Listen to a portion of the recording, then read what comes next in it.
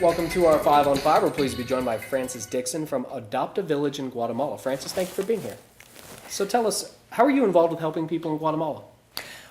Well, I'm involved helping people in Guatemala primarily through two focuses, and one is through education and the other is through nutritional health, and very specifically involved in helping the indigenous people, the Mayan people in northwestern Guatemala, in a very remote region of that country. Mm-hmm. And what, why Guatemala? What got you involved in Why this area? Guatemala? Well, really, I was one of those world travelers, wanted to see it all, and eventually wound up in Guatemala. But I traveled there during their civil war. It's a 36-year-long civil war, and I arrived there approximately 30 years ago for the first time, and saw just not this third world poverty that we see so much of, but something, for me, very, very different. We're looking at a situation where half the population is at war with the other half of the population.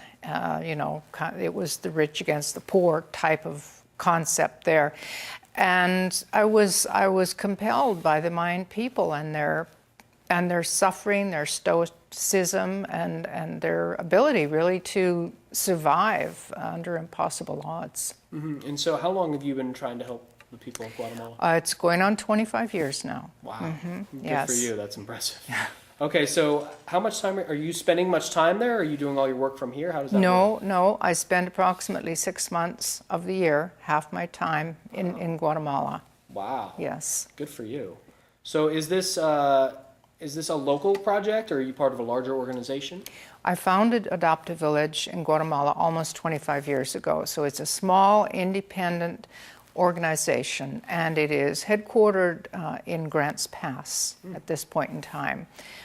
We primarily get aid from individuals, families, organizations like Rotary International, and particularly the Rotary Club of Road Gateway in Grants Pass, of which I'm a member. Okay, so can people choose can they only adopt one village? Can people choose which village? Do you choose the village? How does that work?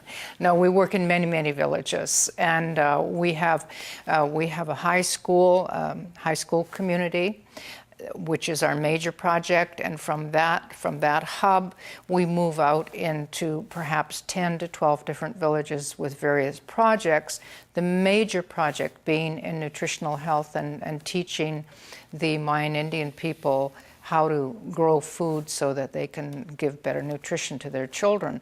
Mm-hmm. You have to consider that in that part of Guatemala, really, you can read the statistics and you'll find that it has the 4th highest level of chronic child malnutrition in the world. And you know how close Guatemala is to us. It's almost a neighbor. It's worse than in some countries in Africa. So there's a tremendous, tremendous need there. Mm-hmm. Okay, so what can people, if they're watching at home right now, what can they do to help?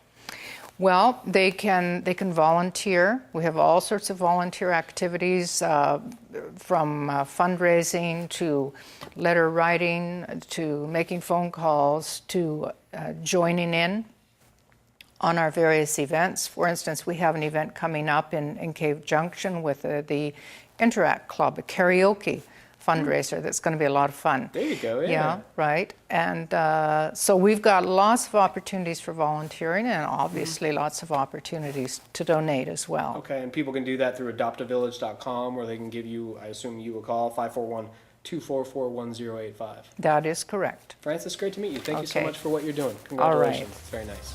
All right, stay with us. We'll be right back.